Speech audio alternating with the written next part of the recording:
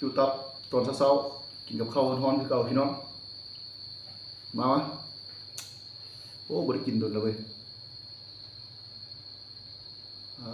มาเจียวขี้เพียคมๆใส่ดีพร้อมพี่น้องมื้อนี้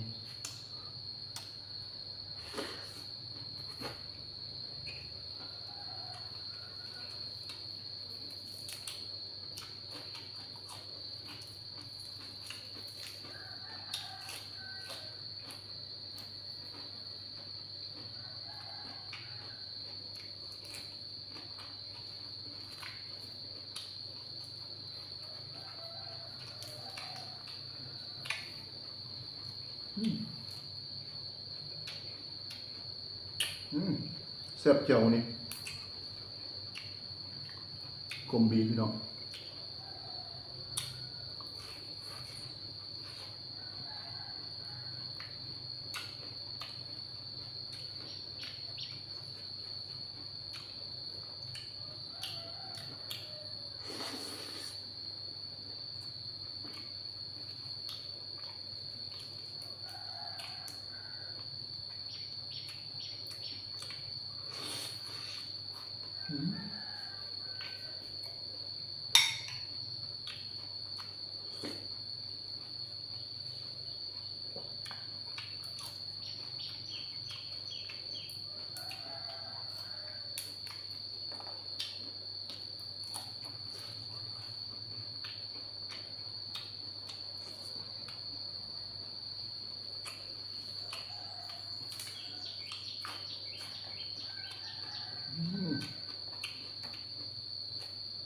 แซ่บพี่น้อง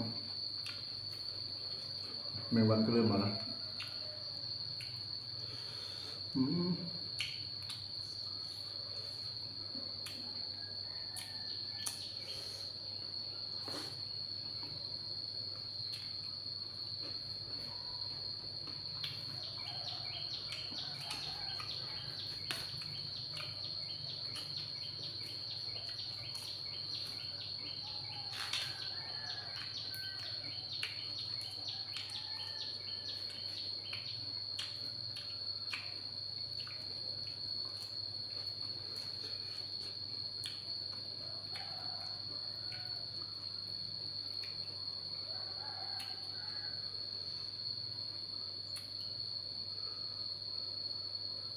ผมเข้าเลยพี่น้องพุ่มเลย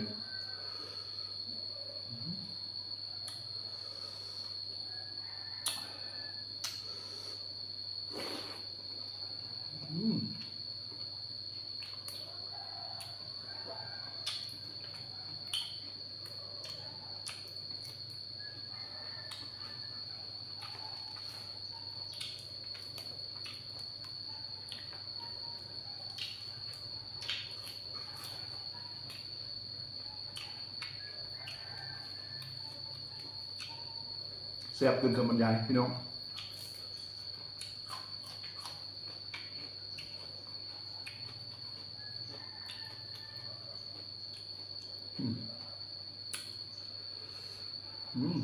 สดได้พี่น้องเลยตับนี่สดเลยสดแห้งหวานพี่น้องใส่กับเจียวเคี่ยวขมๆนี่เข้ากันขนาดพี่น้องน้อยคางเลย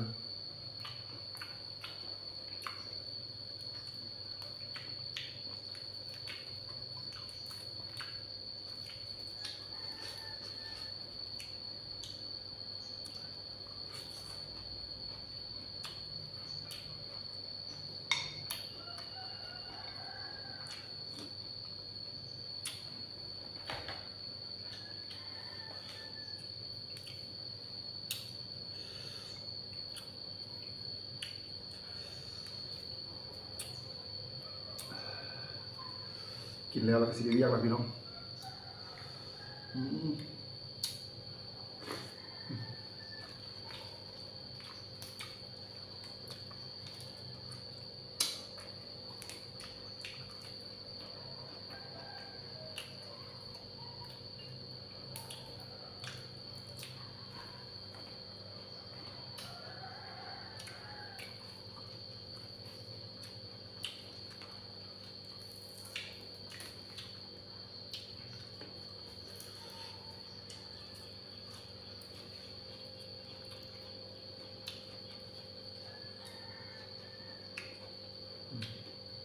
พันใช้คำเข้าเลยพี่น้องโอ้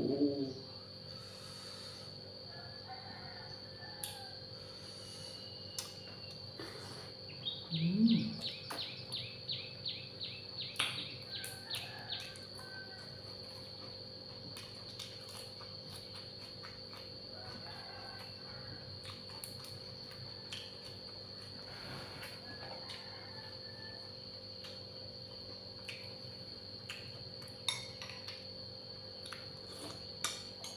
อืม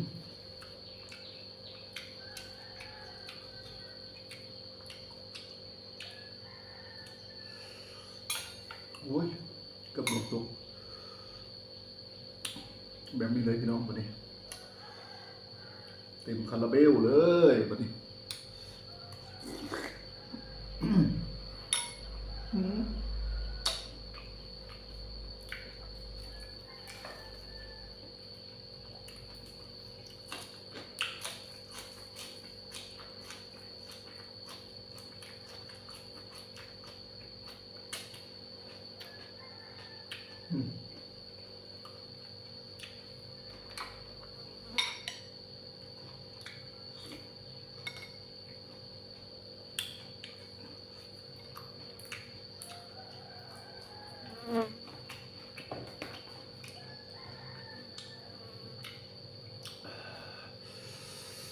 อืม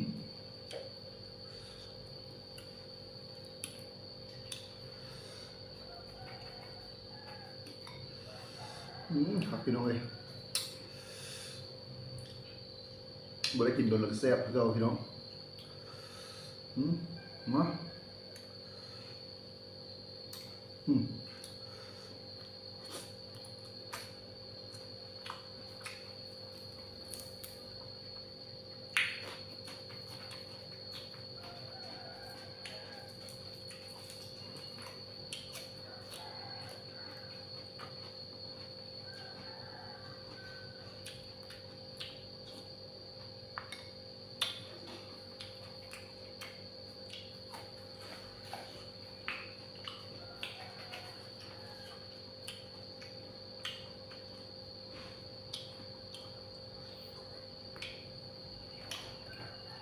อืม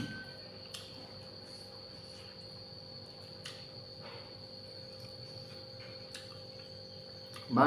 ตอนสุดท้ายท้ายสุดพี่น้องอืม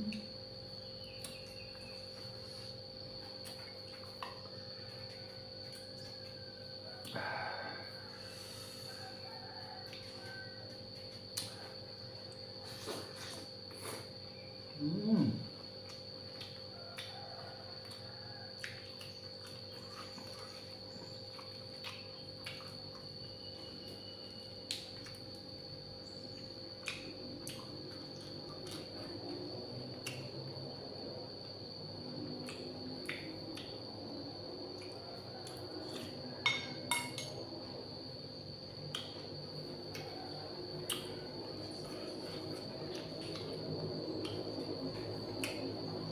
เที่ยงตับพี่น้องเลย